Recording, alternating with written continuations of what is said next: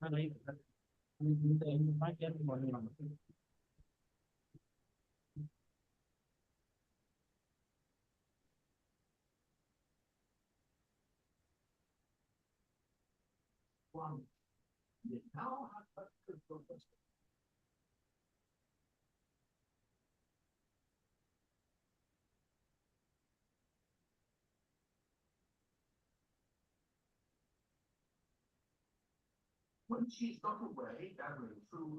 are live now, Durkan sir and ma'am. Yeah. Please go ahead, Prasanna. Yes, sir. Good evening, dear all. Good evening, Durkan sir, Vanati ma'am, and the IJO panelists for the IJO YOSI live. We are live now, Durkan sir. So, first I would like to Please go ahead, Prasanna. the president YOSI good evening, have the welcome address.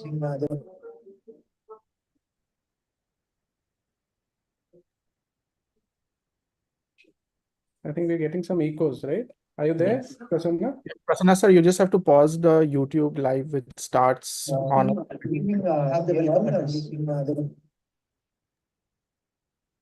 Devakan sir, over to you, sir, to welcome all. Right. Thank you so much, Prasanna. Getting some echoes, right? Are you there, Prasanna? Yes, sir. Prasanna sir, you just have to pause the YouTube live. I think we're having some echoes. Somewhere it's on. I think we need to mute all our. Devakan sir, over to you, sir, to welcome all. Right. Thank you. Right. Are there any echoes now? I don't think so anymore. No, sir. Great, great. So I welcome you all to another session of IJO YOSI Live Wire.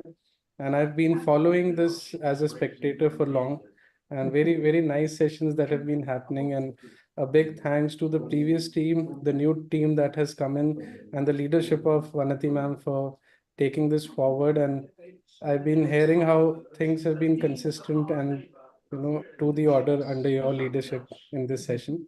So we look forward to this, and a lot of places we are seeing that there's no regular session happening like one of these. So this is a great addition to the teachings of residents and fellows at times also.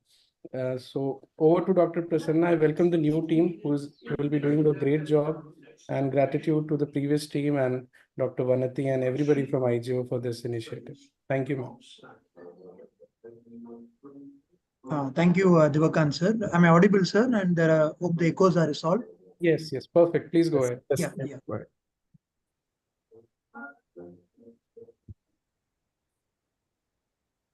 Nothing. Prasanna, you're muted and you're Yes, not visible. Yeah, I think your video is off and you're muted. Just a second. Yes. He has logged in from another account, I think. I see. Yeah. Okay. Yeah. It's not. Screen share. Is the screen visible now, ma'am? Yes, sir. Yes, sir. Yeah.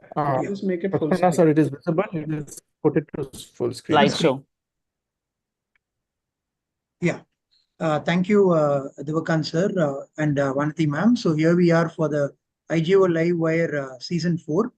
So the YOSI Journal Club, Publish or Perish, it was a call to action that started 4 years back. And as Devakan sir pointed out, so the new team YOSI 2024 has taken over with Devakan sir as the president, Sonal Kalia ma'am, Karan Bhatia, Nilesh, Aditya Sethi, and myself. And this is the team. And this was the previous team which was doing a wonderful job under Sonal Kalia ma'am, along with 20 of the executives in 2022 to 2024. And this was the real meaning behind starting this YOSI Journal Club, targeting the YOs, fellows, the postgraduates in each different years, be it first year, second year, and third year. And these were the past work that was done, where we were assessing the research literature through various journal club sections, starting from definition of the problem to the MARI study. And this was a format which was a very unique format that we started.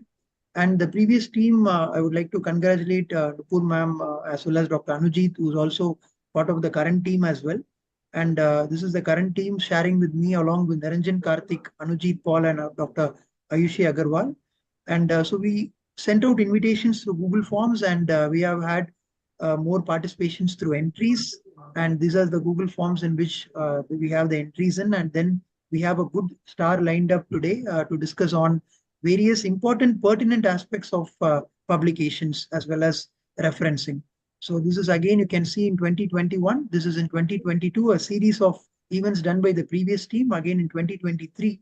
And of course, our IJO YOSI Livewire, which has been a standalone as well as a unique facet of this particular YOSI IJO collaboration, starting from biostatistics under the guidance of our IJO editor, Vanati ma'am. In 2024, again, we went ahead with various events, being the IJO Livewire case reports. We had the photo essays, and then we had the original article, which was season 3. And now we have the episode number 4, where we are going to discuss on referencing, utilizing the reference management, a live demonstration, avoiding plagiarism. So I would like to call upon our chief guest, Dr. Vanati ma'am. So ma'am is the editor-in-chief, Indian Journal of Ophthalmology, a nominated council member of Afro-Asian Council of Ophthalmology, has held several key positions in AOS, DOS, and other professional societies. We welcome you, ma'am, and thank you for being here to share your expertise and guide the novice young ophthalmologists forward. Ma'am has also graduated from the medical school from the prestigious MMC and super specialization from AIMS, New Delhi, with ICO fellowship from SNEC, and currently serving as a faculty professor and senior eye surgeon in AIMS. Ma'am is also the first woman editor of Indian Journal of Ophthalmology with various clinical expertise in cornea, cataract, refractive surgeries, stem cell transplantation, a compassionate teacher, researcher, mentor, and guide with various contributions to international and national conferences, with greater than 250 publications, greater than 80 chapters, and postgraduate ophthalmology second edition, undergraduate ophthalmology books, and greater than 200 presentation, and various awards, being the Research Excellence Awards of AIMS, as well as IJO, AAOS, IJO Silver Awards, and various named awards. Ma'am, a few words from you before we start the session. Thank you very much, Prasanna, for I think it is a unique honor to be a part of this wonderful endeavor. And I think it's becoming a standalone event with involving YOSI, and that's making me even more happy. And it keeps pushing me to be part of this event. And I push out all the other events to the periphery, and I'm always there for you whenever you schedule it. Really happy to be a part of this this academic exercise, and I congratulate all the office bearers of this team, past, present, and all those on your panel, on the executive, who are always committed to taking this forward with the exact same fervor of zeal and enthusiasm. And I'm so happy to hear that IJO is doing well, following the footsteps after Dr. Santosh Anawar lifted it to high standards here.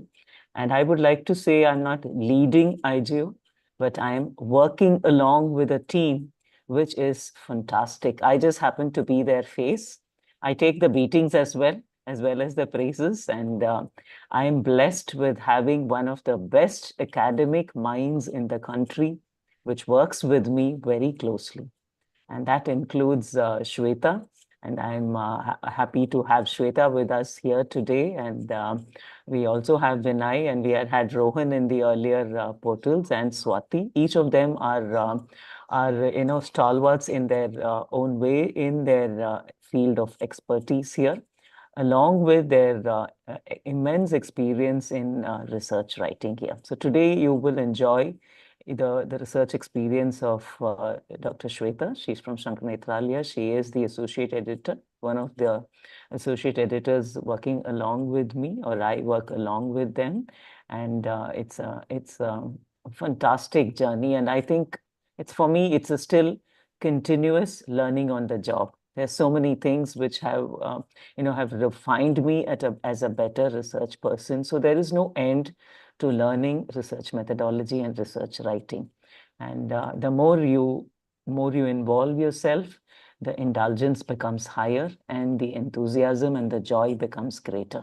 And I will always wish that you also find the same joy as much as I do in doing research work. Kudos to this wonderful team, and We look forward to another 2 hours of excellent academics headed by Dr. Shweta, who is going to be the mind which is going to be guiding you today. I will drop in and out. You'll have to excuse me because I am leaving for the WOC a day later tomorrow night. So I'm just I will be listening to all your talks. And if I need to chip in, I think I wouldn't need to chip in because Shweta is here always. And if I need to chip in, I will chip in. And looking forward to listening to all your fantastic talks. Ma'am, I would like to say something. I Yes. think nobody has probably noticed it, but today marks the exact 1 year of ma'am's tenure, because I remember the first issue was August 2023. Is that right, ma'am? That's right. We So have just congratulations, ma'am. yeah, thank you so much. We have finished 12 months of bringing out IJO. In fact, I was just going to work on a flyer to showcase all the issues, cover pages, and thank the entire fraternity of AIOS to have been with us in this first year of our journey of our team. And we look forward to working more for Indian academics, and we look forward to all of you joining us, joining the bandwagon of Indian academics. Thank you, ma'am. Congratulations, ma'am. Despite your busy schedule being among us, it really means a lot to us, ma'am. With that, I would like to call upon my co-moderator, Dr. Niranjan Karthik, to introduce Vinay Gupta, sir. Niranjan, over to you. Thank you, Prasanna, sir. And it is indeed a privilege and honor to be introducing our panelists for today. I mean, when you go through the exercise of compiling their CVs, that itself is an exercise of inspiration. So first up, we have Dr. Vinay Gupta, sir. So he's a professor of ophthalmology at Glaucoma Services at RP Center, AIMS, New Delhi, and did his fellowship at Royal Victorian Eye and Ear Hospital. He has several index publications and has authored multiple books. He had also spearheaded multiple genetic projects, especially along the lines of juvenile glaucoma. And some special honors to be mentioned are the A.C. Agarwal Trophy for Best Free Paper, awarded the Best Clinical Research Paper at AIMS in 2015, and has held several leadership positions, including Member Secretary at Academic Committee of RP Center, Treasurer of Glaucoma Society of India, and many more. We are very, very privileged to have you with us today, sir. Thank you. Sir will be joining us in a while. And over to Dr. Anujit to invite Dr. Shweta Agarwal, ma'am, who is also one of the IJO panels for today. Thank you so much, Prasanna, sir. Once again, I echo Niranjan's sentiment regarding this live wire. Dr. Shweta Agarwal is a senior ocular surface and cornea consultant at Shankar Nethralaya. She has also been actively involved in the treatment of patients with various cornea and ocular surface disorders for the last 2 decades. She's experienced in performing all kinds of keratoprosthetic surgeries and has a fervent dedication to sharing knowledge and her expertise, and has contributed to a numerous number of conferences as guest speakers, chief instructors, co-instructors, as well as producing instruction courses, as well as presenting research papers. She has over 90 publications in peer-reviewed journals and serves as a reviewer for several reputed peer-reviewed journals, including Cornea, Clinical and Experimental Ophthalmology, and the British Journal of Ophthalmology. Dr. Shweta Agarwal, ma'am, we welcome you very warmly to this webinar. Back to you, Prasanna. Thank you, ma'am. So for the next few minutes, myself, Dr. Prasanna, Niranjan, Ayushi, and Anujit will be moderating and convening the session. Without much delay, we'll go to the first speaker. I'll call Dr. Ayushi to invite our first speaker of the day, Dr. Rolika Bansal, who will be taking us through a live demonstration and making it more interesting with discussions and active participation with all. Over to you, Dr. Ayushi.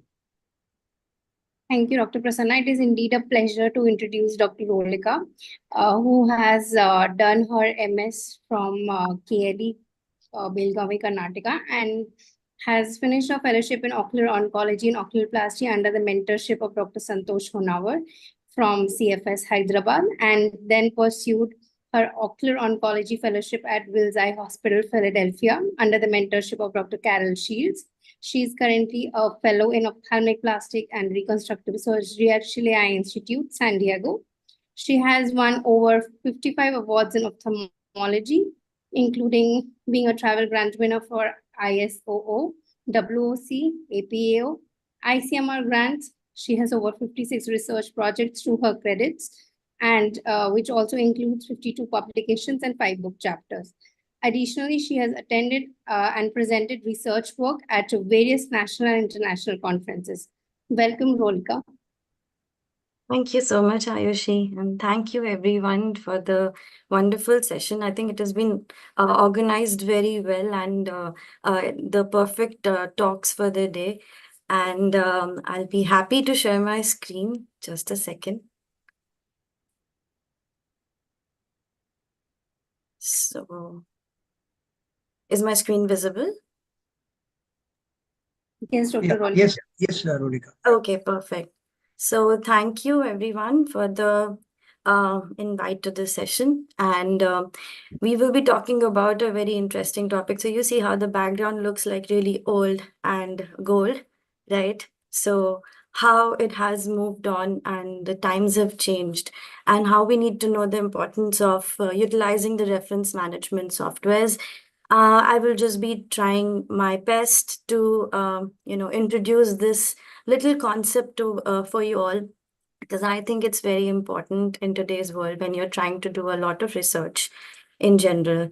I have a very interesting disclaimer slide, which I think Anujit really likes mostly, and that is that I have no financial interests. I wish I really did, but and I do not have any preferences out of all the reference softwares. Maybe I do, but I'll try not to be biased. I think it's all about what you've been using for a long time. And you need to choose your own poison. So why I say that is that writing literature is not easy, and you need to have something that helps you, and you need to figure out which one suits you. And you're always welcome to go back to the old and gold style and waste your precious time. So it's up to you, and I'll be trying to introduce you to it. So why do you need literature review? I think that's something important to know before I even begin the main topic. And that is that why do you need to do in this entire process? When you do your thesis, what's important? Why do you need to look through multiple previous literatures that have been published? So the reason would be that you need to survey the valuable and the most recent information. That's vital. You cannot be going to the old papers, taking the references from there and writing your references. That's not how it works. You have to understand that every single day you get publications that, about the same topic, and you're probably not aware of it. So it's important to know what's going on currently. With digitalization, the scientific literature has significantly increased. So olden gold times were probably easier when you had like just a limited number of references to look at. But now that when you start doing your literature research, you realize that you're just going on and on and on, and there is no end to it. Honestly, when I start writing any paper, my worst nightmare begins with literature review, because I go like, okay, what has been written? This also has been written. Okay, fine. Probably I have to add that also. So, and then I find myself in a whirlpool of literature. So you have to understand where to stop. It's easier to research literature than the old school library method, of course. That's also one benefit part. And search engines, meta search engines, and subject directories have kind of made things easier. The challenge, however, is to filter through the available literature.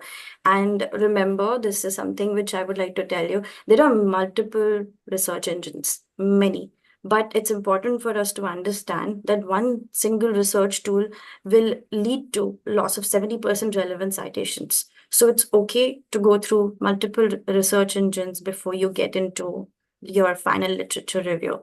And when I say that, these are the multiple research engines that are available.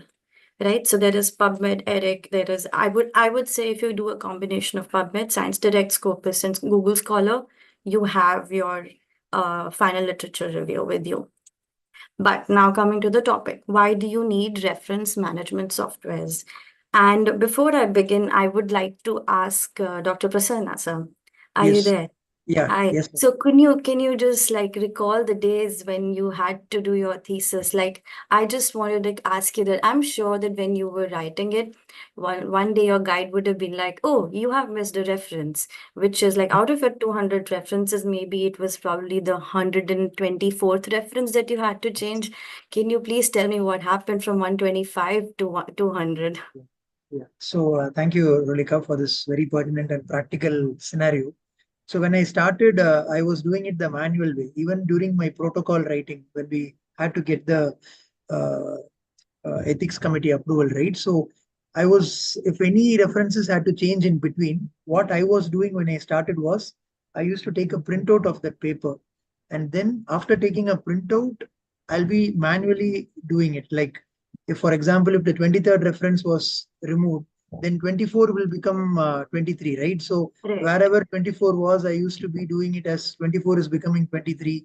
And likewise, everything keeps changing. Another issue when I faced during my early days where sometimes I use two references, but at the end only you'll be knowing that you have used two references. Like reference 12 and reference 18 might be the same, and Right. then that also goes for a toss. So I used to waste a lot of papers when I started my protocol in early days, where I used to take a printout of the whole file, and then I used to be changing as 19 has become 18 or 20 has become 19. So that was wasting a lot of paper. But then with technology, I think later during the completion, I understood that there is more How you easy. wish that you would have utilized that time in watching a Yeah. movie, maybe.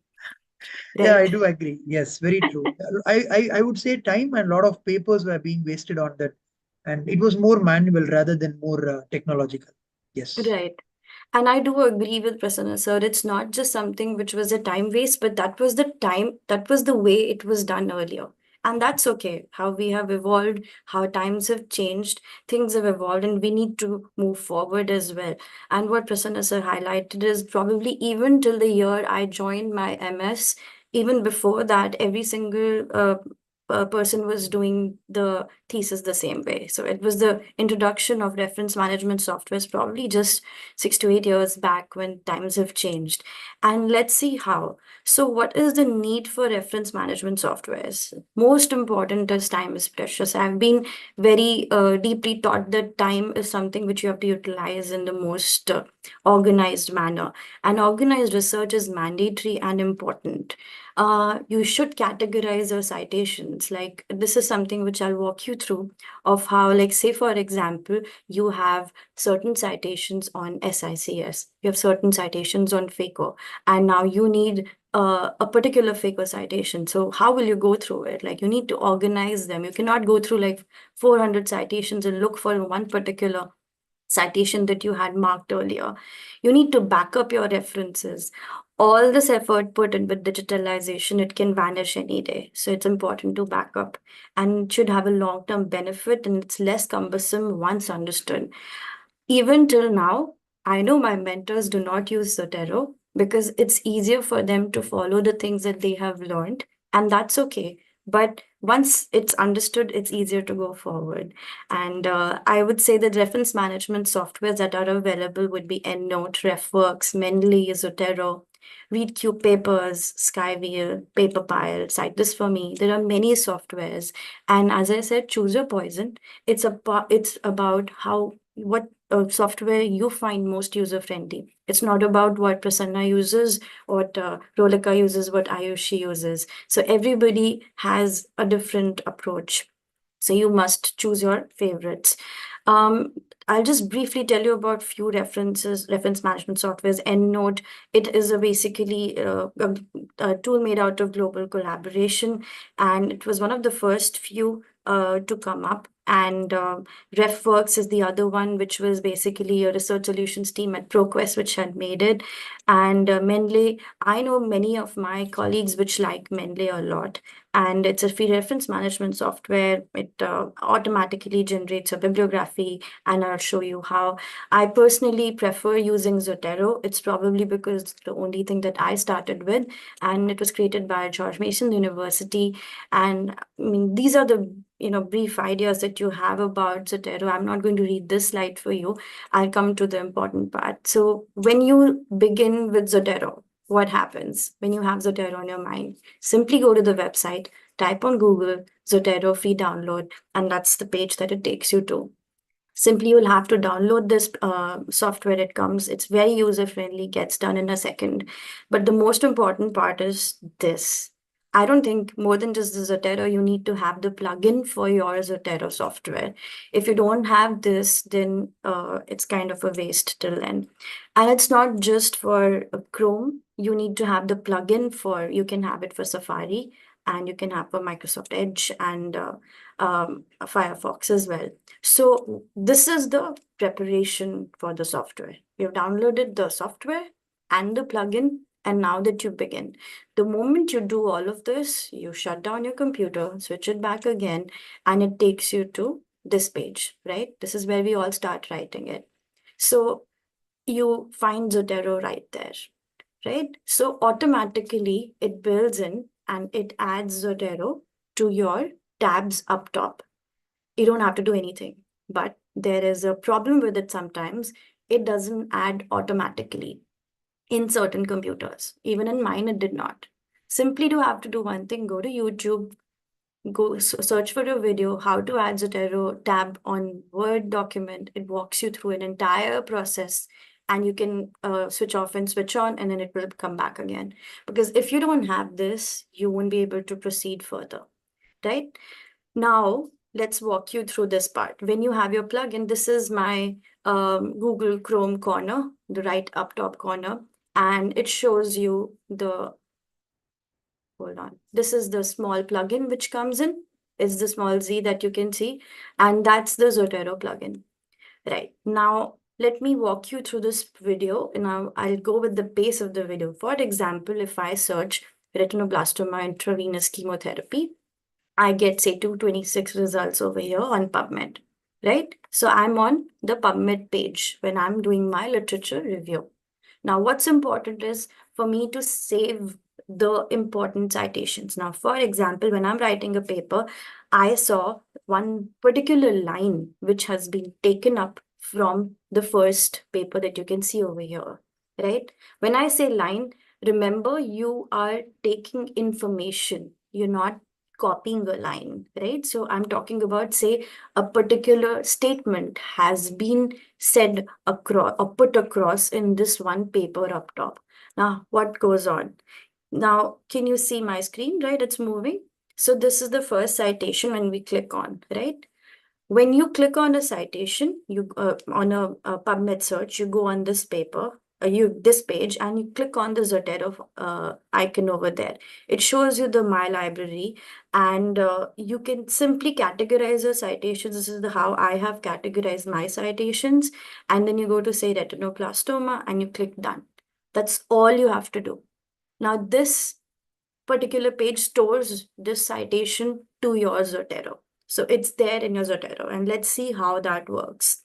Now I will take you down to the Zotero page. Just hold on for a second. And there we go. And this is the Zotero page. Now, this is what Zotero software looks like. All my library has folders. I like categorizing my folders so that I have a good understanding of what's saved where. And this is where the citation is. Now, when you add a citation, it adds everything, the abstract, the information, the background information with page number, what and everything about it to my Zotero folder. That's how the reference management software works. Now, how do we utilize it? Now, going forward. Now, this is an example of how we use it. Now, say the first line has been taken from a particular paper. I simply go to add citation component. It gives you various citation styles. I've chosen Vancouver superscript over here, and I've just typed either the author or the journal name, and it shows up. You select the citation and it adds there. Do you see how it simply goes to 1 over there? I didn't have to do anything. Now I say the second line has been taken from another paper. I've just typed the first title or like a word that is important in the title, and over here it comes as 2. Now I simply write references, go and enter, and I click on add or edit bibliography. Bam, it's there, right? You don't have to do anything. And as Dr. Prasanna said, it's difficult to sometimes eliminate a reference and switch it. So I've switched the sequence, clicked refresh, and it's bam, gone up and down. That's all you have to do. It saves your time, right? All that time probably can be utilized in reading, watching a movie, or doing anything else, right? Because I remember once my senior had asked me that, could you please help me with one citation? And I was like, okay, sure. And I sat down inserting it. It took me exactly 3.5 hours to do that. What we can now do within 3 seconds, right? So it's important for us to know how to do reference management softwares. Also, everybody is old school. That's fine, because whichever mentor you're working with, they have a pattern of writing it because that's easy for them, and you have to understand and respect their system. So remember, when you share a file with your senior or supervisor or mentor, it will break Zotero. It happens. Because if they are not using Zotero, when they send it back to you, it will unlink your Zotero. So you will have to again make the modifications. That's just one glitch which I have not been able to figure out still with, because my mentor happily doesn't use Zotero, and when he lands up switching a line, it unlinks the entire reference management software. And so what I do is I use my original document, which I had shared with my mentor, and then I change the lines in that which still has my Zotero linked, right? Now, another thing that I would like to take you to is, hold on, just a second. Okay, this part we did. Right. So this is another thing that you must remember is export library. Now, I have been able to utilize it very well. There were certain students that I was mentoring, and it was easier for me because what they did was they exported the library and sent it to me along with their manuscript. So all I had to do was click on it, add it to my Zotero, and every single thing got added automatically.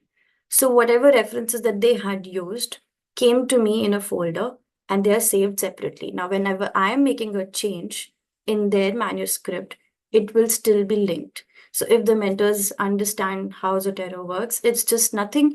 You just download it to your system and you're good to go, right? So another thing that you might notice is that sometimes Zotero duplicates your references.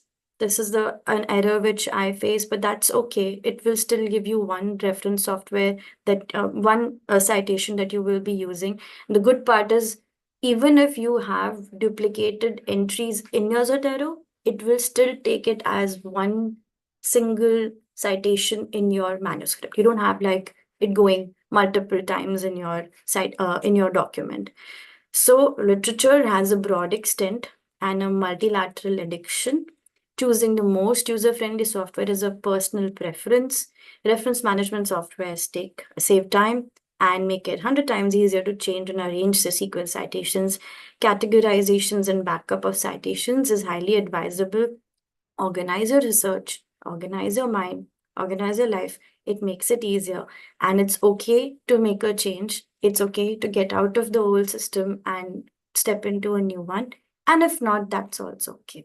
So this is all I wanted to say. Over to you.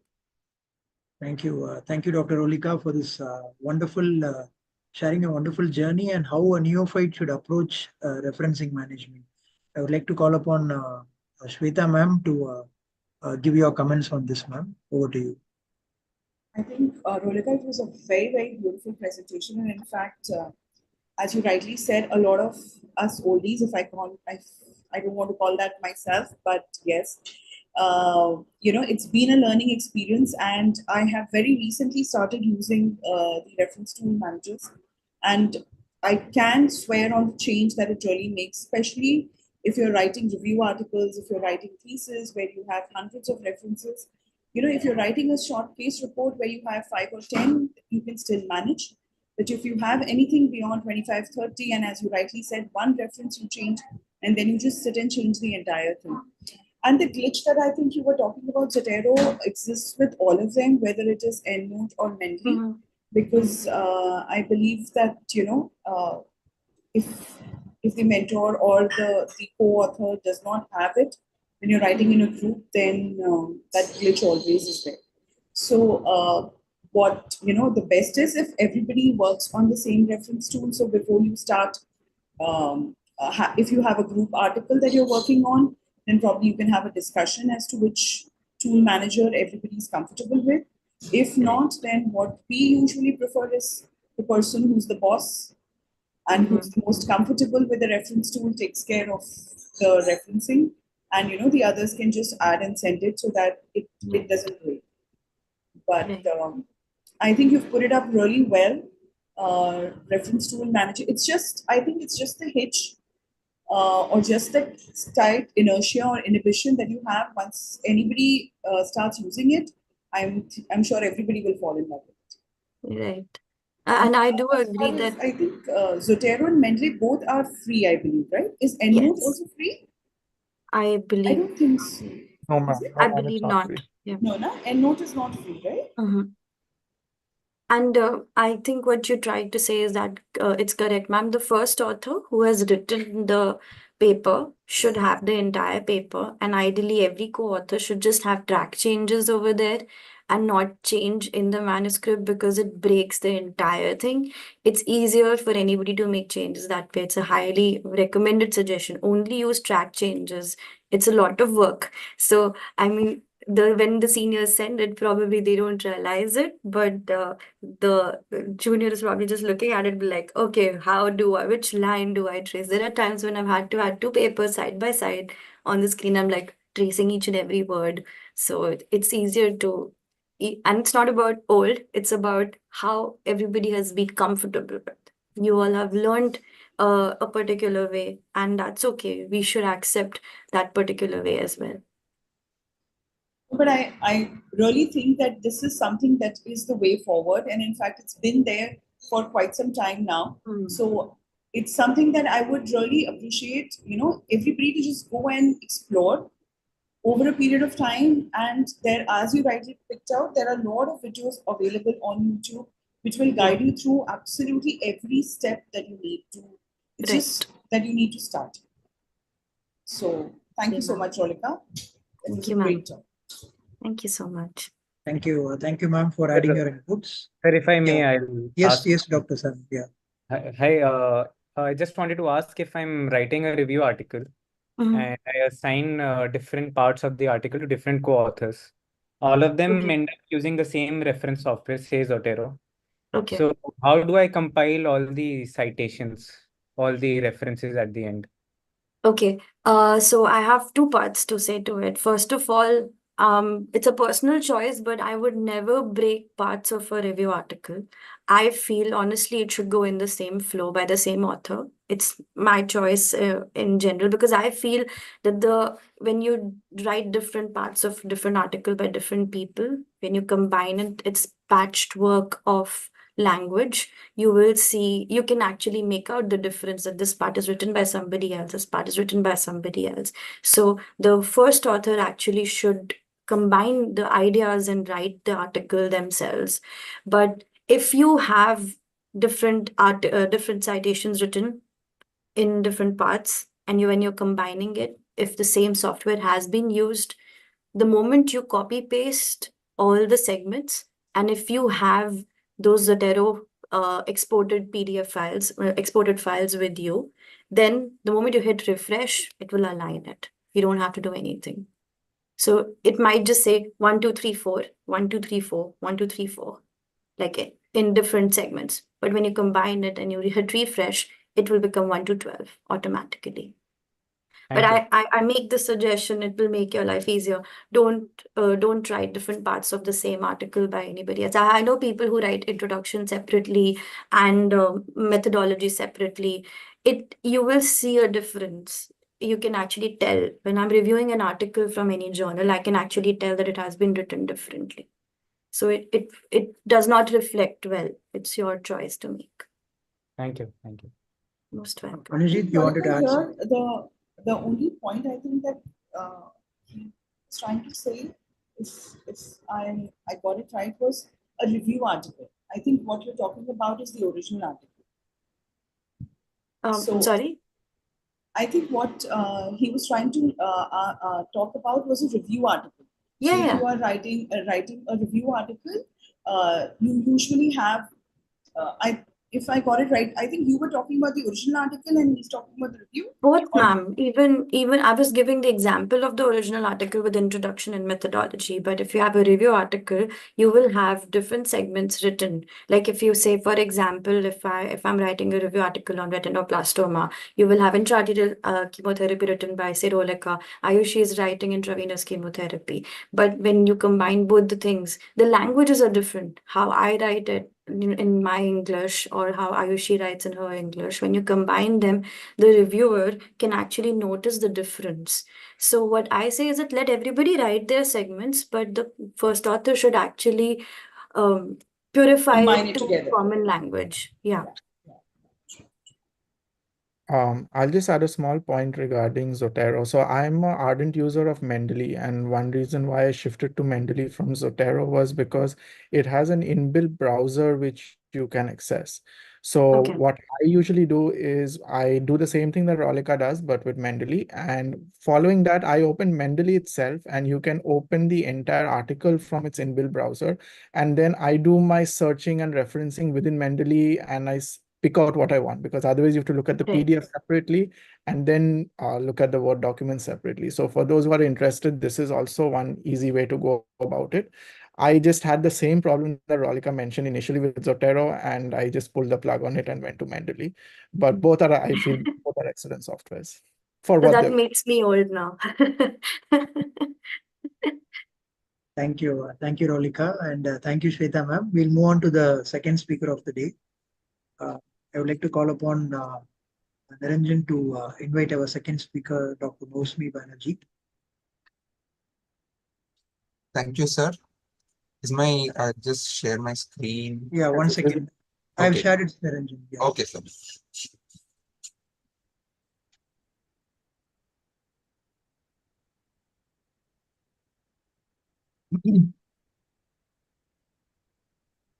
Thank you, sir. Yes. So next speaker we have for today is Dr. YOSI Banerjee. So she's done her undergraduation from RG Kar Medical College, Kolkata, and her post-graduation from RP Center, AIMS, New Delhi. And she's completed her senior residency in phaco-refractive retina, uvea, and ROP services from the prestigious RP Center as well. And she has around 60 publications in peer-reviewed journals and presented at multiple national and international conferences. She's quite passionate about teaching and academic research work, and hence we have her here today with us to share her pearls. We welcome you, ma'am, and we're privileged to have you with us today. Over to you. Thank you so much, Dr. Niranjan, for this introduction. Am I audible? Yes. Yes, ma'am. Okay, I'll just share.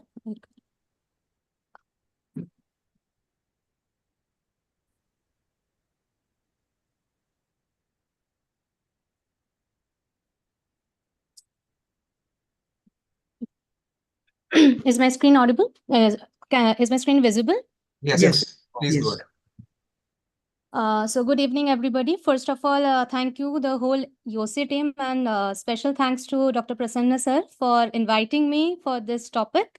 And so I'll be telling something regarding tips for referencing in a scientific publication journal.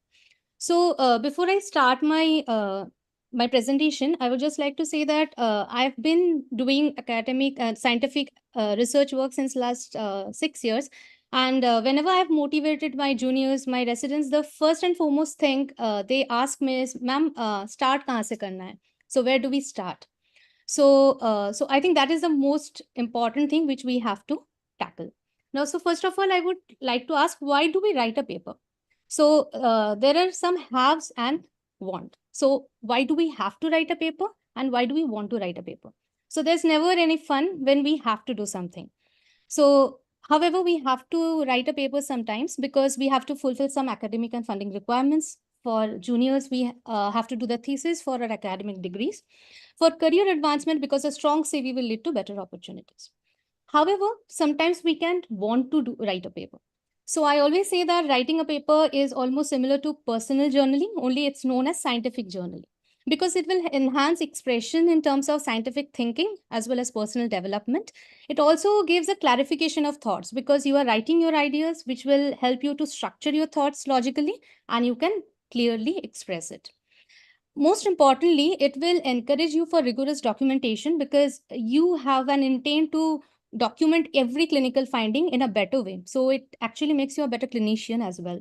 And eventually you have a unique scientific voice because you will find your style of writing and that will make you unique.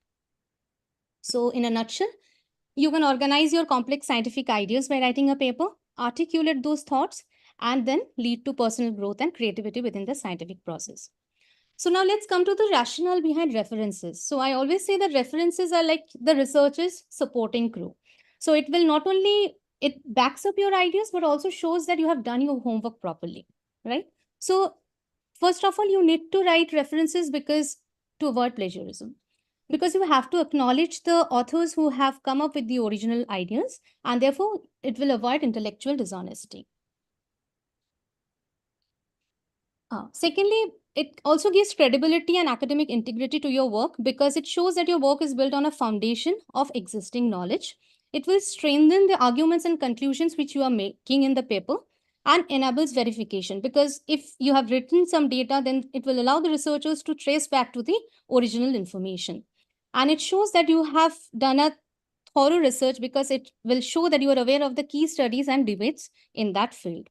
And eventually leads to guiding the readers because it will provide a pathway to additional resources and therefore it will offer more detailed information regarding that topic. So before we delve into references, there's a difference between references versus bibliography because in many, especially in books, they don't mention references, they mention bibliography. So you need to understand the difference between both of them. So in references, the sources that have been directly cited in your work, you will mention those. That means the in-text citations which you are giving, only for those you would write the references. But for bibliographies, the sources consults for your research, whether or not directly cited in your text. So it's a broader, wide range of literature search, which you have to do for bibliography. Now, the citation styles are also different, which we'll talk about later. And references are usually used for academic writing, especially scientific journals, and bibliography mostly for humanities and literature work. So some of the most important citation styles which we should know about. First of all, the most commonly used is the Vancouver style. So what's so unique about it? Here, the citation style is known as the sequence system. What does it mean? It means that in the manuscript, the number one, the first initial reference, which you are quoting, that should be number one, and it should corroborate with the number one reference in your reference section. So this is used in medical and scientific journals, and the in-text citations are placed in either in parentheses or in square brackets or in superscripts. So how do we write a reference? First, you have to write the abbreviated author names, then followed by the title of the study. Then comes the journal name, the publication year, the volume and the issue number, and finally the page number. Okay. So another important citation style is the APA, that is the American Psychological Association style. So how does it differ from the Vancouver style? Here, the citation style is the alphabetical system. Now, let me describe it better. So if you see this article, in the introduction part, can you see that the first article citation is 21, second is 58, 76, everything is in a haphazard way, right? So when we go to the references here, we can see it's in an alphabetical order.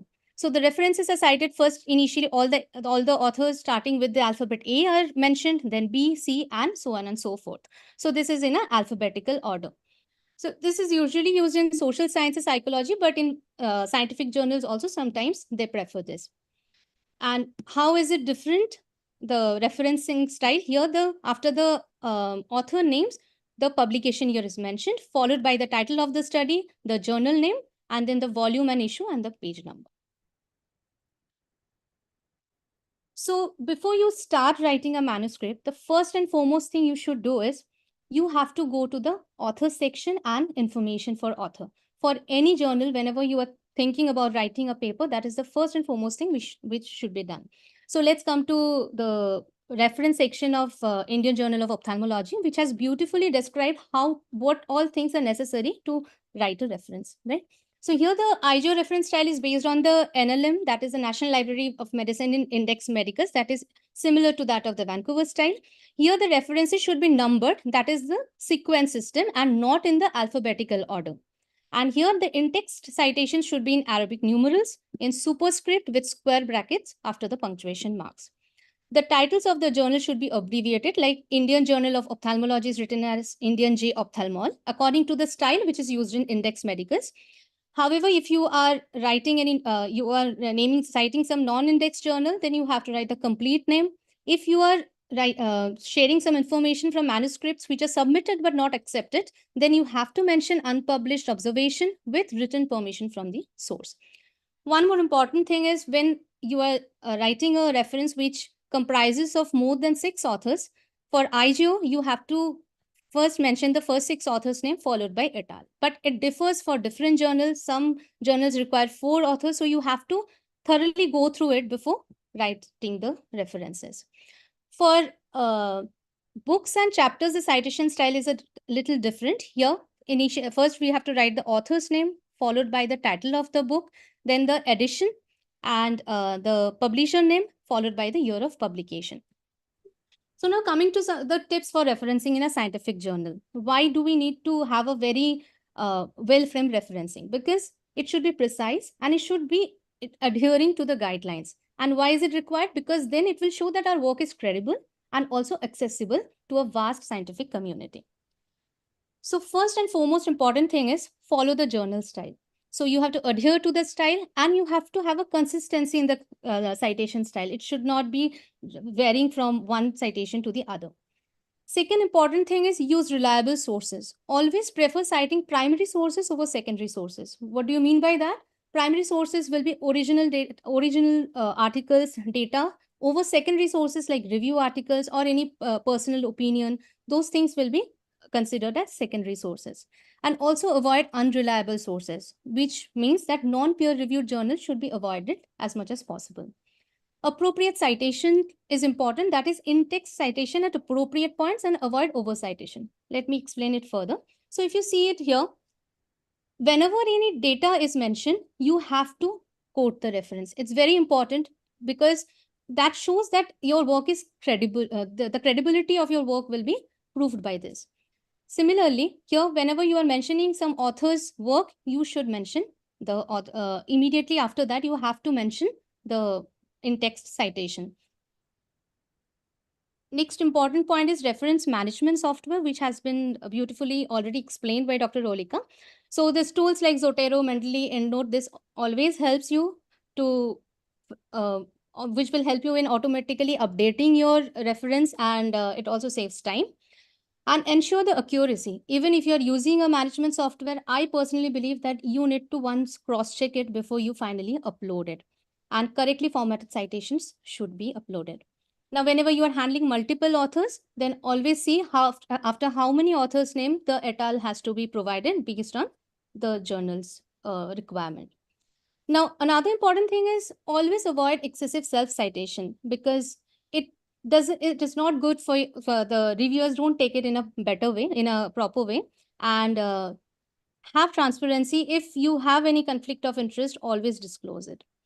The cross-checking of the references is important, and avoid ghost references. That is also very important because it has a very negative impact when you send it for reviewing. Because what does it mean? Suppose there is an in-text citation, but you have not mentioned it in the reference, or vice versa. It can happen in any way, but you need to cross-check it. And the last but not the least is the plagiarism policies. It's very important to get a plagiarism check before uploading. There are many detection softwares. iThenticated is one of them, and I think it will be discussed in the next talk. So before I complete my presentation, coming back to the question that people ask that, ma'am, kahan se shuru karna hai? So I always say the expert in anything was once a beginner. So always just start writing. You will never be able to write in a very scientific way, in a very expertise way at the very first time, but it will come over time. So thank you all. I have provided my email ID. If anybody needs any help, I'm happy to help. Thank you so much. Thank you. Thank you, Dr. Mosmi, for beautifully covering your personal tips for referencing in a scientific journal. I would like to call upon Shweta ma'am for sharing her valuable comments. Over to you, ma'am. Ma'am, you're on mute, ma'am. Sorry. So, Moshni, that was a beautiful talk, and I think very, very detailed, a presentation about covering all aspects of referencing. At the start of your presentation, you raised a very beautiful question as to where do we start? And I think that's the question that most of the students have. And I think it's like, I always feel that manuscript writing is like a storytelling. So you have to have an idea. So any research thought that is there in your mind. So do not think that, you are the only one who has this thought. So before you, there would have been many. So the first thing is to get the research idea. And the second most important step is a literature search. So do a thorough literature search. That will again help you with your referencing, because you will know which references you're going to really pick. The literature search will also help you refine your idea as to, okay, this is what you're thinking, but this is what has been worked on, and this is what is the lacunae, or this is the gap that we're looking at. So probably a good literature search will help you more fine-tune your idea, more polish it, give you better, an outlook to what else can you do when you are trying to answer that question. Coming to the referencing that you have most beautifully covered, I think the other part when we talk about referencing is again taking up the latest papers which are there. So if you have something which is a little more recent, will be a little more updated to your topic that we are talking about, in addition to the primary sources that you very beautifully pointed out, that it's easier to see a review article and just cite that article because it has already cited multiple articles. But then it's always better to go to the original citation that the review article cites and take that as a reference, go back, read that paper, and then cite that as a reference. So that makes your primary reference a little. So yeah, beautifully done, Moshe. Thank you so much, ma'am. Thank you. Can I add something? Yeah, hi. Vinay here. Good evening, sir. Yes, sir. Please, sir.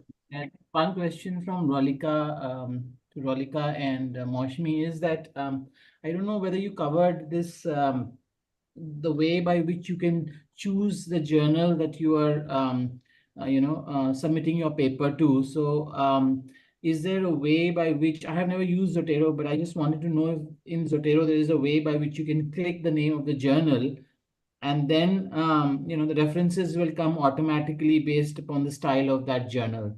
Yes, sir. So So yeah, it's there.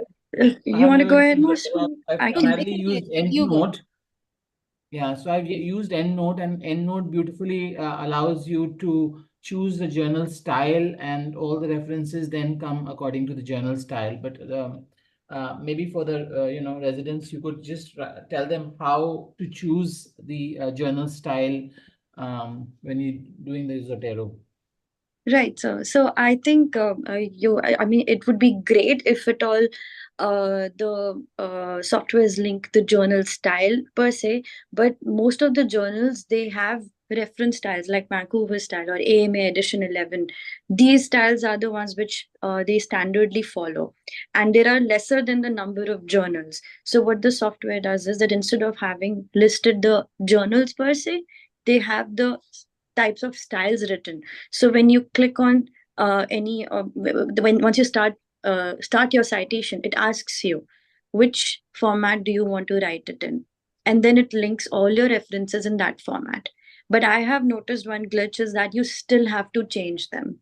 You still have to sometimes make some modifications in them, because sometimes they say come in capitals, or sometimes that they come in every word capitalized, or sometimes they do not write the middle name of Zotero doesn't write the middle name of the author. Like for example, if it is Carol Lally Shields, so sometimes it does just Shields C, but it should be Shields CL, or Honavar SG. It should be like that.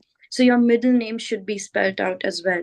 And sometimes it doesn't do et al after the third author. Most of the journals prefer 3 authors to be mentioned and then et al. So these are the glitches that you have to manually correct. No, but then the EndNote actually takes care of all of that. It will give you references according to what that journal wants. So that is one advantage. I think I've never used Zotero, but when you just put in the name of the journal, then it automatically all the references and the whole styling happens according to the journal. Now, So for that's example, the the Indian Journal of Ophthalmology, for example, is very difficult because it wants everything superscripted and bracketed, you know, Right. and most of the journals styles do not have that option available where you can superscript it as well as get those numbers. How do you go about doing that? So honestly, there are two ways to it. Actually, that's the difference between probably the paid and the free version, right? Zotero is free and Note is paid. So that's the one thing. Second thing is, even in Zotero, you can download the type of style that you want. Like in my Zotero, I've already added, because of Indian Journal of Ophthalmology, I already have a Vancouver style superscript with brackets. It gives you options. So it's not there in the original Zotero, but I've downloaded it because when I was writing the articles for that, I need that bracketed part. Every journal has their specifications and we have to sort of respect their specification, and it's available in Zotero once you start downloading them. You can download the style, so it gives us the option. Like any style available online, we can download. Okay, thanks. Right, sir. Thank you. Thank you, Vinay, sir. Dr. Mosby, you want to add anything? Yes, sir. I just want to say one. Please go ahead. Yeah, because this we are doing this webinar for beginners per se. So I personally feel that especially when we are writing case reports or small studies where you need only 5 to 10 references, though we should always use the softwares, and we should be, because for review articles and all, we definitely need them. But I think for beginners, they should also know how to manually write it, because when we write something, we look into the sequences properly. Like Rolika was telling that the middle name is not coming. But if you don't know how to write it or how is it presented, then we'll definitely be unaware of that. So we should first know what is the reference, and then we should go for the management softwares. That's what I feel. I'm not sure. Thank you. Thank you, Dr. Mosmi, for a wonderful lecture, as well as we had a wonderful discussion with Shweta ma'am and Vinay sir, chipping in with their feedbacks as well. For a neophyte, how to go about referencing, we had a workshop by Rolika, as well as top tips by Dr. Mosmi.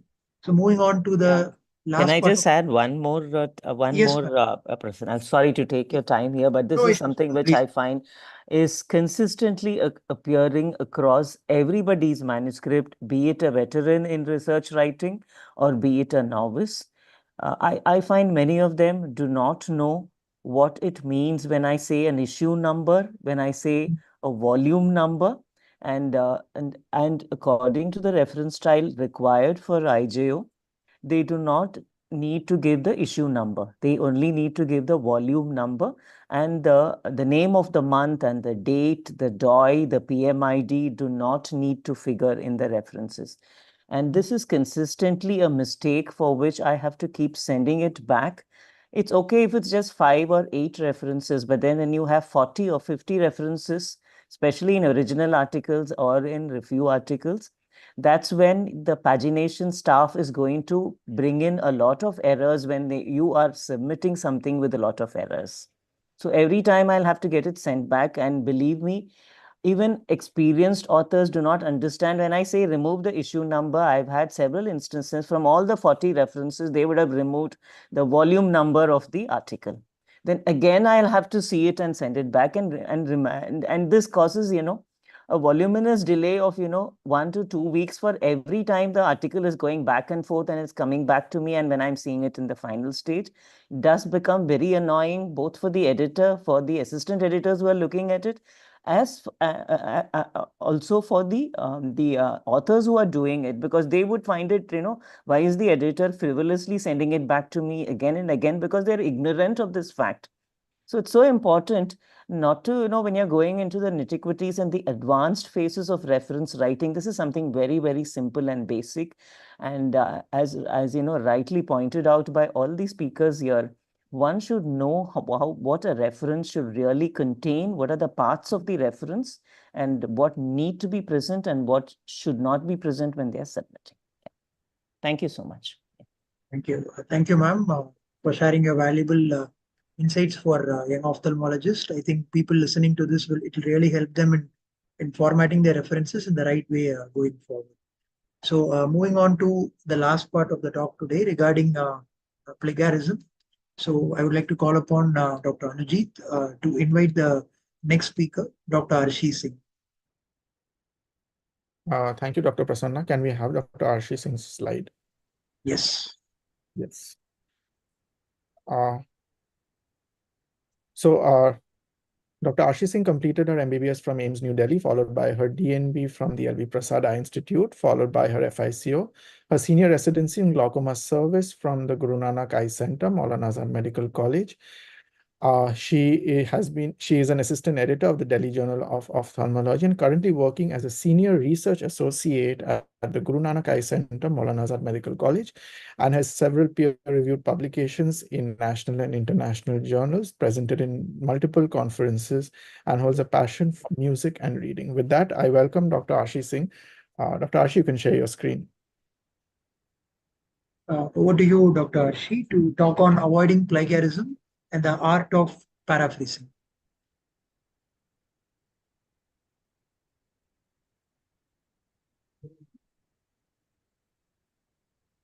It just has to be in full screen. You're on mute, Dr. Arshi. Thank you so much for having me here. Thank you, Anujit, for the introduction. I have a very juicy topic to present because we know plagiarism is a no-no, but we need to know what are the ways in which you can plagiarize so that we can avoid this mistake, especially for a neophyte. When you begin writing, this is something that you must know because careers have been put at risk. So let's start.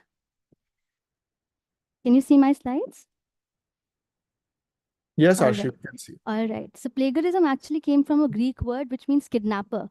So a poet coined this and said that someone had stolen his verses. So it was actually someone copying someone's creative work and presenting it as their own.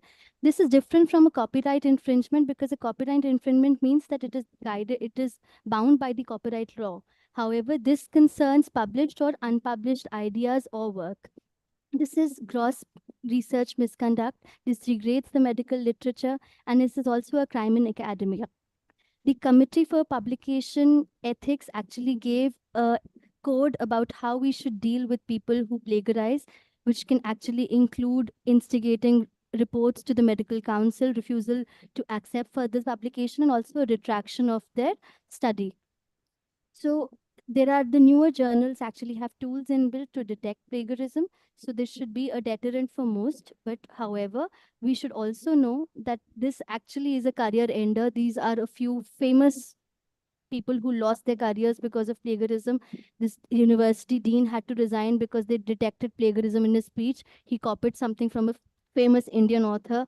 Then this CNN and Time magazine columnist lost his job, and this really famous author, 19-year-old from Harvard actually, who got royalties within a month worth millions, had to retract her book because of plagiarism. So these are just famous ones that I'm quoting. However, we should know that this is something that we should avoid, and for us to know what we should avoid, we should know what are the type of mistakes that we can make. So what are the types of plagiarism that can happen while we are starting to write, especially something as basic as a thesis or as a case report? First thing that we can do is we can verbatim copy every single thing that is written. So this is known as a character preserving plagiarism. The other thing that we can do is we can substitute words, make synonyms, but we can preserve the style of writing. So that will cause a syntax preserving plagiarism. This is usually missed by a lot of plagiarism detection softwares. Semantics preserving is when you translate it into a different language. For example, an article was published in French. However, you publish it the same thing as in English. So this is also a type of plagiarism. Then if you present the same idea in a different way, that's the idea preserving one. Then if you ask someone else to write for you, or if you collude with someone else, that's also a type of plagiarism. And then there you have something called a self-plagiarism, in which you can have salami publications or text recycling or segmented writing or graphic plagiarism or authorship plagiarism. So let us get into examples for the beginners. For example, let us have this. An ex-author wrote, plagiarism is a representative of another person's language, thoughts, ideas as one's original work. Although precise definitions vary in many countries, it is considered a violation of the ethics as well as socialized norm. Now, if another person has to quote this in an article, okay, so the person is writing, the definition of plagiarism is represented as another person's language, thoughts, ideas as an original work, although precise definitions are this. So can you see there is exact copying of the words? So this, and they have not even given the citation. Even if they had given the citation, this is definite plagiarism. Now, the second example over here is plagiarism is derived from the Latin word. They've changed the first line, but the second line is exactly the same. They've given the reference. However, despite giving the reference, even if you've kept the second line completely same, this is a verbatim plagiarism. Okay, so this is something that we should absolutely avoid. This is not something that is ever acceptable. All right. Now let's come to the other example. Let's just take this example forward. All right. So now let's substitute it with words. My slides don't seem to be moving forward. Just a second. All right. So now let's substitute the words. The definition of plagiarism is representation of the speech as if one's own. All the definitions vary. It is considered a violation. Okay, and they've given the reference. Now they've changed the language, they've changed the writing style a little bit. However, as you can see, the structure of the sentence is very similar. Now this is the syntax preserving type of plagiarism. Now the same thing, now if you really try to modify it, plagiarism is to showcase someone else's thoughts. In many cultures, it is considered a violation. And because you liked the sentence about the violation, you gave this in quotation and you also gave the citation. However, you've not given the quotations correctly because it should have started from here. So this is unintentional plagiarism, misplaced quotation marks. Now, again, you start rewriting it in your own words. You've given the right quotation marks as well, but you forgot to write the citation. Or you gave the incorrect citation, right? So this is also plagiarism. How do you avoid it? For beginners, it is very difficult in the beginning to understand how to avoid plagiarism because it is so much easier to just copy paste from different sources. So it is much easier initially to copy, but honestly, once you start reading and understanding, if you start reproducing the same content in your own words, that is the best way forward. So be authentic, be original in your content and in your writing. So initially that might mean that you need to make meticulous notes of whatever article that you're writing and then paraphrase it well. Paraphrasing means write it in your own words. You might need to close the article and then write it in your own words so that you don't even copy a single word while you're writing it in your own words. So this helps you to develop your own opinion and add that to the data and also add your own fingerprint to the material. Always cite when you are in doubt. Attribute your references. Describe all the sources of information, including the figures. However, any widely known fact, any common knowledge thing that you don't need to cite. Give acknowledgement wherever needed. Use quotation marks whenever you are citing something which is cited verbatim, all right? And also use a citation there. For extensive quotations from a single article, you need to obtain permission from the author. And avoid self-plagiarism. You have to take permission from the publisher, usually from the publisher. So different apps are available, different softwares are available. Authenticate is something that I have not used. I think this is something that you need to purchase. However, you have something that you can use very easily at the end of writing an article, and you can just go online and check your plagiarism checker. There are multiple ones available. Let me just go through a video of something as simple as Grammarly. All right, so you just click it. There's a plagiarism checker online. You can just paste your text or upload your file over there. So let's just paste something very simple, and then you scroll down and you just ask them to scan for plagiarism. This is not foolproof, but this will give you a tentative idea of some very gross plagiarism mistakes if you're making, especially for someone who's just started. Also, it helps with the grammatical errors. So Grammarly is something that you can actually add to your Word document as a tool. All right. So let's go to the other one. So how do you actually start writing? It's not easy, as I said initially, to start writing something original. So you can start paraphrasing. As I said, paraphrasing is what? Is to see the idea from another's perspective and to translate it into your own words. So you restate it in your own words, put your own fingertip to it, demonstrate the understanding that you have of the concept. You can simplify that concept for your own readers. You can adjust the tone of the manuscript, and you can also build on someone else's work.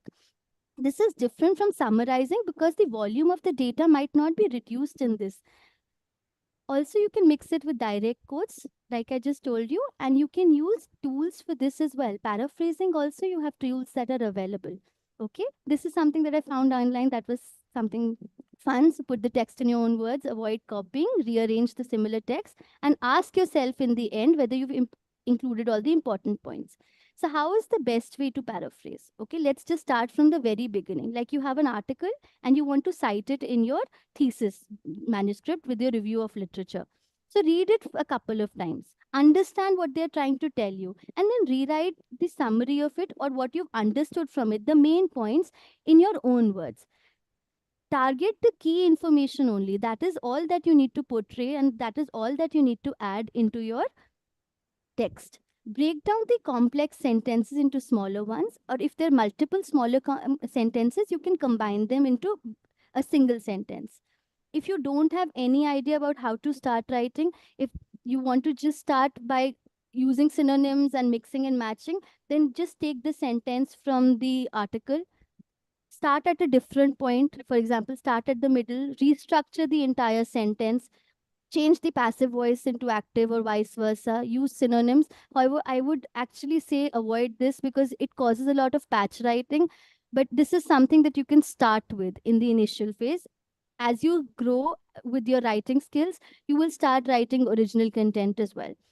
Narrative citation is very easy to write. It actually helps. For example, quoting like a recent study by X author showed this or research showed this. So transition phasing in your writing helps you paraphrase. And always compare the text with the original. Are you bringing across the point that you wanted to? Have you lost something in transition while you were trying to paraphrase? And directly quote what you need to, for example, if it is verbatim. And if you have any more than 3 words that are exactly the same as what was there in the original article, then you need to reframe. All right. And always add the citation, and you need to add the citation properly. For example, let's take this example. All right. This author said that the limitation of the study is that the measures contributing to the modeling analysis were obtained at the same point, which means that the temporal order of causation could not be proven. Now, if I were to paraphrase this for my article, how could I write? That it acknowledges that as the measures were collected at the same time, the study could not show a temporal causation. So I have framed it in my own language. Or, as noted by the author, since the measures were collected at the same time, rather than on different occasions, they could not reveal any temporal causation. Or you could break it down into 2 sentences, that one of the limitations mentioned by the authors is that the measures were at the same time. For that reason, the study could not confirm. So this is an example of how you can paraphrase. There are also tools that are available.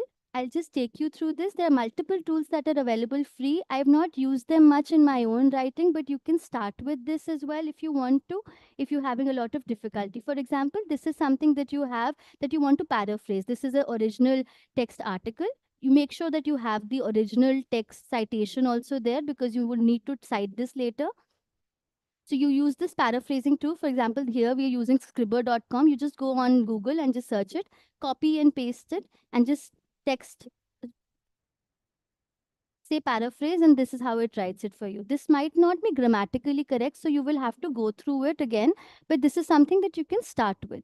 So to summarize for all of you, be original, try not to copy, and especially do not copy large chunks of text. Do not ever copy figures. Use quotation marks whenever you're copying something verbatim. Cite whenever you're using something. Rephrase things in your own word. Understand whatever you're trying to tell and use your own words to explain this. Use synonyms. Restructure the sentences. Cite appropriately. Use referencing softwares as was explained beautifully by the previous speakers. You can use paraphrasing aid softwares as well. Reread your own text after you're done to understand whether you are getting across to your readers. And also at the end of your manuscript writing, do use a plagiarism tool to make sure that your plagiarism is less than 7%. Thank you so much for your patient listening. Thank you. Thank you, Dr. Arshi. Over to Shweta, ma'am, for your comments, ma'am. I think, Prasanna, you have been a winner because all the 3 speakers that you have today have presented their stuff so beautifully, so extensively that you don't need me and Dr. Vinny over here at all. I am so impressed with the way the 3 of them have presented. It has been an amazing learning for me as well. Now, Arshi, your talk, as usual, was, it was just splendid. You really covered all aspects of paraphrasing and plagiarism very well. And I think the most important thing that you have highlighted and the way to start is to read, understand, and then write. So I think that's where the key is. That's the best way to avoid any kind of unintentional plagiarism. And the other most important point that I have realized in my so many years of publishing is, you are writing a scientific journal. We are not writing English literature. We are not writing poems. We are not writing, we are not into Shakespeare writing. So it's not the flowery words which are important. It is a simple English language which you need to communicate. Yes, grammatically you need to be correct so that the sentence makes complete sense. But there is no need for us to use large flowery words. It's like, Sudha Murthy is still far more read as compared to Shashi Tharoor. People understand her more than Shashi Tharoor because you need a dictionary when you're reading Shashi Tharoor. So I think if you, as far as your paraphrasing and plagiarism is concerned, the best way to avoid would be to read articles, to go through your literature review well, understand what you are looking at, what the subject is about, and then when you start writing, automatically these things will be taken care of. So beautiful session today. Thank you. Right. Thank you, ma'am. May Yes, I add Sonika. something? Yes. Yeah, please, go ahead. Thank you, Shweta ma'am, for your kind words. We always need you all. It's nothing like that. We are just presenting something which is out of our tiny experience. You all have more things to add, and your experience is way more than we can imagine. Thank you, Dr. Ashi, for the talk. And I would just say that I agree with you about Grammarly also. Even before sending it to your seniors, always trace it with Grammarly once. It doesn't really make much of a difference. It just takes, like, say, 10 minutes to proofread certain things, because sometimes you become overconfident that I must have written it correctly. But when you start tracing with Grammarly, you realize, oh no, you did not. Definitely you did not. There is a spelling mistake there. So you don't want your seniors to be pointing that out. You should send it to them prepared. You should send it to them with least modifications to be made by them, so that it's your responsibility to your work. One thing. And the second thing is that, say, for example, there is a line like the incidence of retinoblastoma is 1:25,000. Right? Now, that's a line which has been there forever. As Dr. Shweta ma'am mentioned, that line has to be quoted from the first ever citation. But at the same time, and that's important, you should remember that you should quote that one first author. But you should also keep two more things in mind, is that you cannot change a very short line much. Like, how much can you change about the incidence? The line is still going to be the same. The incidence of retinoblastoma is 1:25,000. So as a reviewer, when I'm reviewing, I see that line is a fact. It's not much. If you don't call it plagiarism when you're changing that. The second thing is that when you are quoting any incidents, please update it. It might have changed based on the current articles. So it's okay to go through the literature and see if any new information is there pertaining to the same topic or not. Then quote that, not the old one. So it's important to do your literature search. Thank you. Thank you, Dr. Ulika. If we have any comments from the hotspot, we do have a hotspot session in IJO YOSI live wire. We have Dr. Samir, Dr. Harshal, and Dr. Jitendra who showed interest. Dr. Samir, do you want to ask any questions to the YOSI speakers or the IJO panel or the editor-in-chief?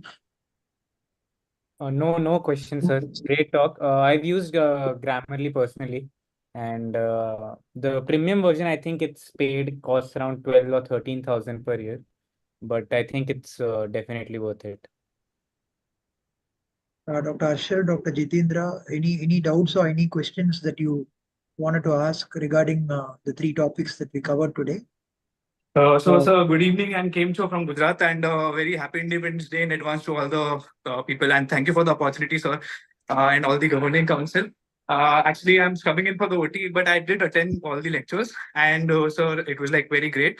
I would like to congratulate Rolika, Mosumi, and Arshi for the great presentation, sir. Thank you, sir. Thank you. No questions, sir. Yeah. Vaniti ma'am, I have a question for you and Shweta ma'am.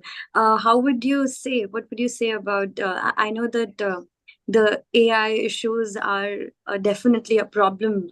So I know that you have done very well with combating that, and you have software blockers for artificial intelligence cited quotations. Ma'am, would you highlight that? Because I hope that people hear it from you that you know how to detect it. So could you please mention that, ma'am? Shweta, would you like to take that? Yeah, okay. In fact, I just logged in to, talk about that only. Grammarly, again, these are all artificial intelligence-based softwares. Okay. And I think the trend now is to put a topic into your chatbot and get it to write the introduction. And that's not going to work very well with all the future aids which we are having to detect these here. So I would always say, do not use your artificial intelligence to write out your manuscripts. It can be picked up. And please do remember that our reviewers, we have at least one internal reviewer for some of the major papers here. And they are experts in picking out something which has been written with chatbot. We don't need an artificial software for that to pick that up here. But yes, we are going to have more and more advanced tools which can help us to pick out artificial intelligent maneuvered writing and pictures as well, figures. So that's important when they're sending in photo essays, and when you're sending in images, then we can make out something which has been artificially engineered here. So when you start writing, I would not urge any of you to use a chatbot to write your introductions. I do find this is an increasing trend with people who are writing their research articles, especially their thesis writing. I believe they're going more and more onto artificial intelligence to do this here. And when you find something which is so well written, and this is very easy when we look at the Chinese articles, when you look at the Spanish articles, when you look at the non-English speaking countries, and you find something which is beautifully written, and believe me, they get caught in plagiarism.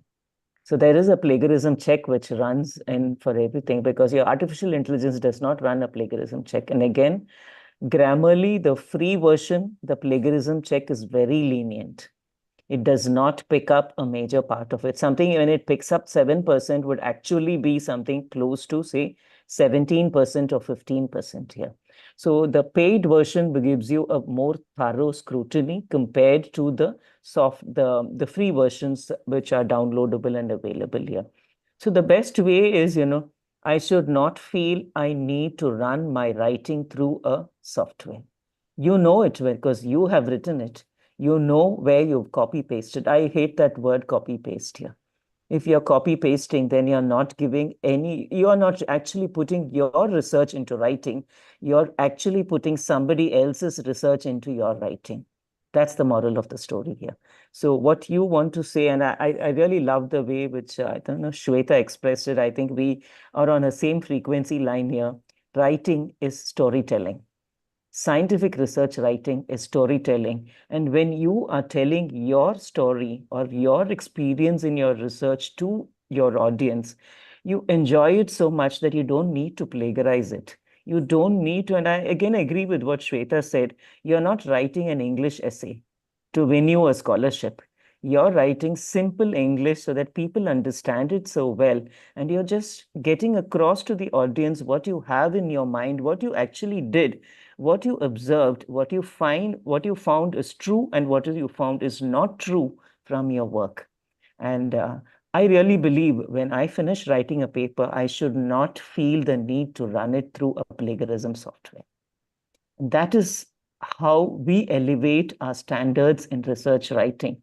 And today I feel very sorry that I have to pull out an article, and I feel very bad when I write back to them. I reject you. It's a good writing. I reject you because your plagiarism similarity index is much beyond what is acceptable.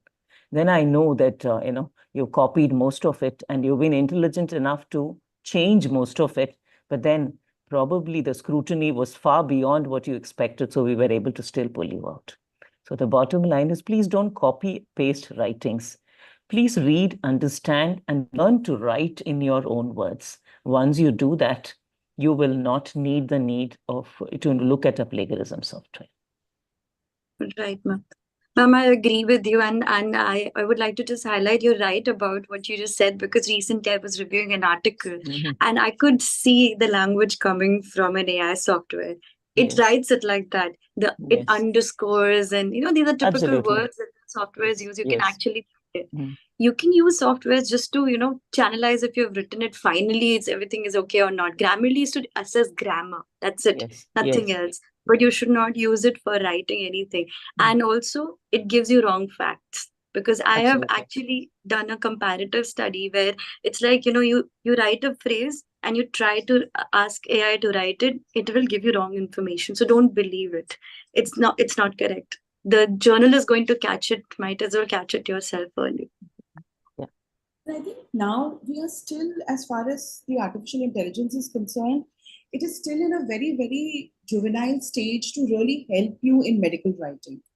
So, other than your messages or Facebook things, if you want to put some flowery things on it, but I really don't think that it just gives you more of generalized thing than actually scientific writing that you really want. So end of the day, you're going to end up writing what you really have thought in your mind, rather than really using what the chat GPT is. Absolutely. And ma'am, I agree with you about the flowery part also. It's very late in research writing that even I realize it. When I'm writing something, it has to be understood. It's not about me writing, it's about somebody else reading it. So it's important that if we write like, a basic sentence, anybody can understand it. But if there is a complicated word in it, the person reading might not read it. So they might just skip it. Like they might just get to half the introduction and be like, I cannot understand this particular article. Let's move on to something else. So it's important to be simple. Right. Can I add something? Yes, Dr. Musa. So I think one of the most beautiful thing about writing is not only it's adding to your CV, but you are also learning something. So the thorough literature search which we do, I think that also expands our knowledge. Sometimes it's rejected, but we gain a lot of knowledge regarding that particular Yes. topic. So if we just erase that, because when we are going to ChatGPT, it's a shortcut. So then Yes. we are erasing it from so we'll never develop an interest to write, because we don't think what is coming out of it. So if we understand the reason, because we learn a lot when we are writing a review article as such, because we have to go through so many literature. So I think that is the beauty of it, and we should not be wasting it. That's my take on it. Yes. Dr. Ayushi, you wanted to ask something? You had a doubt? Yeah, I just wanted to ask out of the curiosity that what is a acceptable similarity rate for most of the journals? Like, is it 10%? Shweta, I think it's around 15 to 20%. Anything more than 20% is, am I right, Dr. Vanity? I think Yeah. it's 20%. I look at about 7 to 12% when you're looking at review articles, so even 12, I would say a single digit is probably acceptable, because as you say, there would be lines like the prevalence of this disease, the incidence of this disease, and these lines cannot be changed even if you paraphrase them. So you would give a leverage for that. And I would say when you're writing a review article, something between 7 to 12%, less than 15% is acceptable. But then when you're going over 15% here, so I usually try to keep it as 12%, because now many of the other publishers are the ones who are going to pick up and say your journal, Walter Clover, is having plagiarism. So before you even know it, before the editor knows it. So that's one reason why I think the current team is very strict, because under my advice and guidance, that they are very, very strict in the way we look at plagiarism, because we've had two very unfortunate incidences which happened with the previous team here. And that is something which does bring down the reputation of an international journal. And that's not something which a growing journal like Indian Journal of Ophthalmology needs in present times. And it also sends a very wrong message and precedence to our writers. So I do pull back anything which is going over 12%. And believe me, sometimes I have some as high as 58%, 65%, and 77%. And it is really sad, and that becomes an outright rejection. I've had senior authors who have gotten very angry with me and said, why have you rejected for a plagiarism of 65%? It is the duty of the editor to reject a submission if the plagiarism index is beyond the acceptable norm according to the publication policy of the journal. So it's within the rights of the editor to refuse a submission and decline a submission if the similarity index is high here. And there is no two ways about looking at it. Sometimes we go lenient on the authors, and if we find that similarity is lesser, we tend to send it back to them and tell them, please attend to this. But what I find is when you're being lenient with them, they are also lenient in the way they revise it, and the 28 just becomes 26. So then I feel it's better you reject it, because they're going to look at it more seriously, and they would take this concern, in the right way here. So those are, different ways of how a journal editorial team looks at the similarity indexes when you run a plagiarism check. Thank you, ma'am. Thank you, ma'am. Thank you, Shweta ma'am and Vanati ma'am. Ma'am, any closing comments before we wind up the session with a vote of thanks? Vanati ma'am. Shweta, I will give Shweta to do the honors, please. Yeah, ma'am. Shweta ma'am, over to you for the closing comments. Thank you so much, Prasanna and Dr. Vanati. I think this was one of the most interesting webinars that I've attended. One, the presenters were just phenomenal. All of the three girls have just done a phenomenal job. In fact, I have learned a lot today with the session, and thank you so much for a great evening to all of you. Thank you, Vanati ma'am, Shweta ma'am, Vinay sir, for taking time to groom the young ophthalmologists. And this is our session 4, which we are here today. And we had a good audience questions and discussion as well. And we thank the whole IJO team under the leadership of Vanati ma'am for grooming and guiding the next brigade forward in the journey of publications. Thank you, ma'am, for being a part of today, along with your team, Shweta ma'am, as well as Vinay sir, for chipping in with these ideas. So the YOSI Governing Council, we have now Devakant sir as the president with Nilesh as a secretary. We would like to thank you on behalf of the YOSI Governing Council. We have a few appreciation certificates for our chief guest, Dr. Vanati ma'am, the editor-in-chief, Vinay Gupta sir, Shweta ma'am, for taking time and again sharing your expertise on this particular day on these very lucid topics of reference management and avoiding plagiarism. And of course, the Dynamic Journal Club team, of course, we have Dr. Ayushi, Dr. Anujit Paul, who was very instrumental in taking the journal club forward. He was also part of the last team as well. A big shout out to Anujit, Dr. Nupur, Dr. Sonal, who are very instrumental in getting this IJO live wire, which is now reached its session 4 in a very one-on-one interactive manner with very simple doubts that we have the hot seat section, which we also have.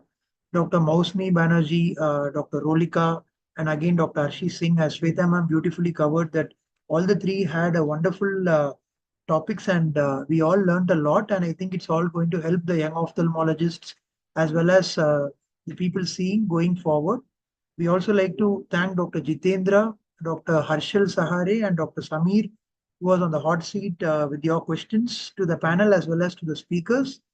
And of course, last but not least, Dr. Naranjan Karthik, who was instrumental along with Dr. Anujit as well as with me in helping this session going forward. A big thanks to Team IJO, Team AOS, and Team YOSI once again for making the session a wonderful and a fruitful one. And we'll be having the next session 5 and session 6 every alternative month. And looking forward for a wonderful participation from our young ophthalmologist going forward. With that, signing off for today. A small note, last but not the least, thanking Prasanna sir for pulling this off, because it was not an easy task to take it over and kickstart it with such a wonderful topic and session, sir. Thank you for bringing us together on this platform. Thank you. Thank you, Naranjan. Thank you, Vanati ma'am, Shweta ma'am. Thank you, Vanati ma'am, Shweta ma'am, and one and all for much joining us today evening. Thank you. Thank you so much. Thank you. Thank you, dear all. Thank you.